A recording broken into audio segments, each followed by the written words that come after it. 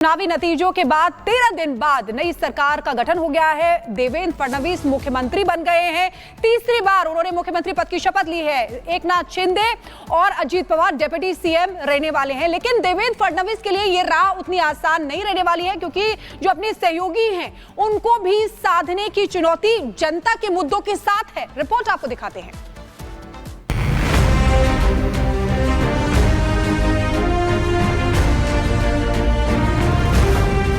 फडणवीस की शपथ, आगे विकास का पथ, मिली बड़ी जिम्मेदारी, जनता को आशा भारी। मेरा पानी उतरता देख मेरे किनारे पर घर मत बसा लेना। मेरा पानी उतरता देख मेरे किनारे पर घर मत बसा लेना। मैं समंदर हूं, लौट कर वापिस आऊंगा। देवेंद्र सरिता गंगाधरराव फडणवीस ईश्वर साक्ष शपथ घेतो की कायद्याद्वारे स्थापित झाले आहे अशा भारताच्या संविधानाबद्दल।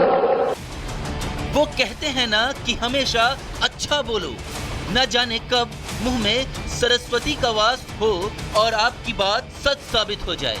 आज ये बात फडणवीस पर बिल्कुल सटीक साबित हो रही है। साल 2019 में सीएम पद से त्यागपत्र देते समय देवेंद्र फडणवीस ने यह लाइन कही थी। ये दो तस्वीरें इस बात की गवाही दे रही हैं कि समय से बड़ा बलवान कोई नहीं होता। आज जब देवेंद्र फडणवीस सीएम की कुर्सी पर आसीन हो चुके हैं, तब 5 साल पुरानी उनकी लाइन बिल्कुल सटीक साबित हो रही है।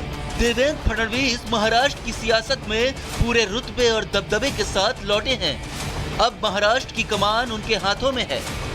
महाराष्ट्र की सत्ता पर तीसरी बार काबिज होने के साथ ही देवेंद्र फडणवीस ने पहला हस्ताक्षर पुणे के मरीज को 5 लाख की मदद वाली फाइल पर किया।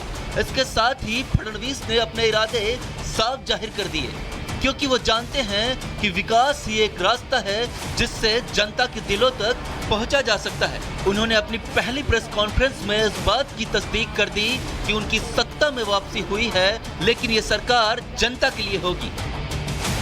जिस प्रकार का मैंडेट इस समय मिला है, मैं ऐसा मानता हूं कि निश्चित रूप से उस मैंडेट का एक प्रेशर, जनता के प्यार का एक प्रेशर हमारे पर है, और मैं उसको महसूस करता हूं कि जब अपेक्षाएं बड़ी होती है तो चुनौती भी बड़ी होती है, क्योंकि लोग आपसे अपेक्षा कर रहे हैं। सरकार संभालते ही फडणवीस ने साफ कर दिया कि यूं तो ये गठबंधन की सरकार है, लेकिन इसके फैसले मजबूत होंगे। और राज्य में गृह मंत्रालय पर फंसे पेच पर भी ये जाहिर कर दिया कि ये पद बीजेपी के पास ही रहेगा और मुख्यमंत्री इस मंत्रालय को अपने पास ही रखेंगे। कोई भी गृह मंत्री बने तब भी उसको ये सारी चीजें सुननी पड़ती है, टीका होती है। गृह मंत्रालय ही ऐसा है कि जिसमें आपको धन्यवाद कम मिलते हैं, गाली ज्यादा मिलती है, लेकिन बावजूद उसके कन्विक्शन के साथ आपको ये मंत्रालय संभालना पड़ता है। मैंने कन्विक्शन के साथ उसको संभाला, और मैं इतना ही आपको कहता हूं कि इस कार्यकाल में भी हमारी सरकार गृह मंत्रालय के माध्यम से महाराष्ट्र में कानून व्यवस्था अच्छी रहे, महाराष्ट्र के लोगों को सुरक्षित लगे, इस प्रकार के सारे उपाय करेंगे। महाराष्ट्र में मराठा आरक्षण और जाति जनगणना पिछली सरकारों के लिए सबसे बड़ी सिरदर्दी साबित हो चुकी है। इसको लेकर फडणवीस ने यह साफ कर दिया कि इस विषय को वो ठंडे बस्ते में डालने वाले नहीं हैं। साथ ही उन्होंने ये भी कहा कि इस तरह के मुद्दों पर राजनीति बर्दाश्त नहीं की जाएगी। ये बार बार हमने स्पष्ट की है कि कास्ट सेंसस को हमारा विरोध नहीं है। जो पहला कास्ट सेंसस बिहार में हुआ, हमारे समर्थन से ही हुआ है। हमारा हमेशा इतना ही कहना है कि कास्ट सेंसस को वेपनाइज मत करो। गठबंधन के सहयोगियों के भी गिले शिकवे दूर हो चुके हैं। एकनाथ शिंदे संतुष्ट दिखाई दे रहे हैं। डिप्टी सीएम बनाए जाने पर उन्होंने अपनी सहमति भी जाहिर कर दी है। पहले मैं सीएम मीन्स मैं खुद को चीफ मिनिस्टर नहीं, कॉमन मैन समझता था। अभी मैं डीसीएम हूँ, तो अभी मैं यही समझता हूँ डेडिकेटेड टू कॉमन मैन 24/7। जैसे उन्होंने दोनों ने मुझे जैसे सपोर्ट किया, मैं मुख्यमंत्री था, वैसे ही मैं पूरी तरह उनको सपोर्ट करूंगा, सहयोग करूंगा। मुझे इतना ही कहना है कि ये सरकार आम जनता की है। फिलहाल महाराष्ट्र में सरकार काम करने को तैयार है। फडणवीस के सामने जनता के सपने को पूरा करने के साथ साथ गठबंधन के सहयोगियों को एक साथ ले चलने की बड़ी जिम्मेदारी होगी। Bureau report, Republic Bharat. और 5 मिनट में भारत की शुरुआत करते हैं। महापरिनिर्वाण दिवस पर पीएम मोदी ने बाबा साहब अम्बेडकर को श्रद्धांजलि दी। बाबा साहब को बताया संविधान का निर्माता और सामाजिक न्याय का प्रतीक।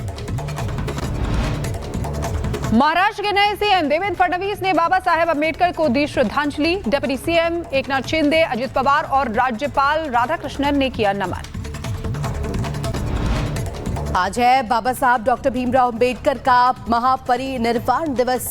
सीएम योगी ने पोस्टर कर अर्पित की श्रद्धांजलि, बताया संविधान शिल्पी।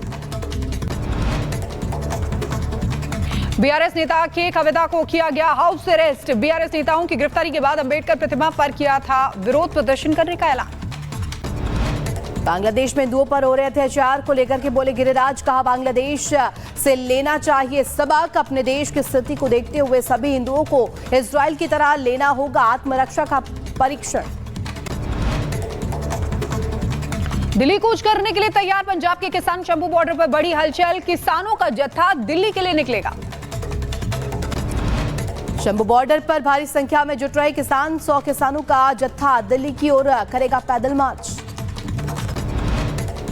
संभल में आज जुमे की नमाज को लेकर अलर्ट। 10 दिसंबर तक बाहरी शख्स की एंट्री पर पूरी तरह से रोक। 3 लेयर की सुरक्षा के किए गए इंतजाम।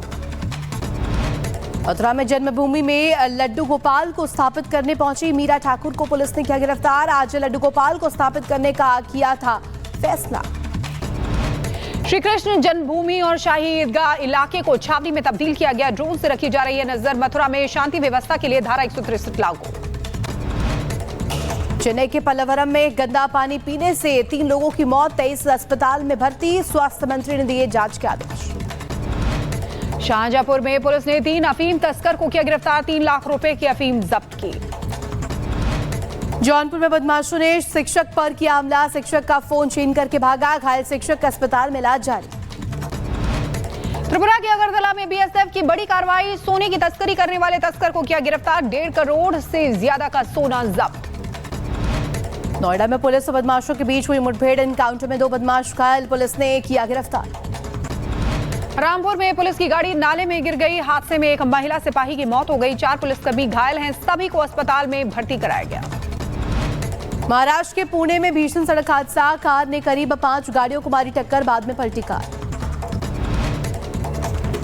पीलीभीत में दर्दनाक सड़क हादसा हुआ है। बेकाबू कार पेड़ से टकराई। हादसे में 6 लोगों की मौत हो गई। उत्तर प्रदेश के चित्रकूट में दिखा रफ्तार का कहर। ट्रक से टकराई कार। हादसे में 5 लोगों की मौत, 6 लोग घायल, 3 की हालत गंभीर। यूपी के शाहजहांपुर में अतिक्रमण पर चला बुलडोजर। प्रशासन की कार्रवाई से दुकानदारों में मचा हड़कंप। शाहजहांपुर में नगर निगम की टीम पर लोगों का फूटा गुस्सा। सालों से रह रहे लोगों के मकानों को खाली कराने पहुंची थी टीम। महिलाओं और बच्चों ने किया घेराव। नगर निगम और प्रशासन को बैरंग वापस लौटना पड़ा। बदायूं में ऑटो की छत पर बैठकर सवारी कर रहे स्कूली बच्चों का वीडियो आया सामने। स्कूली बच्चों की जान जोखिम में डाल रहे हैं ऑटो चालक।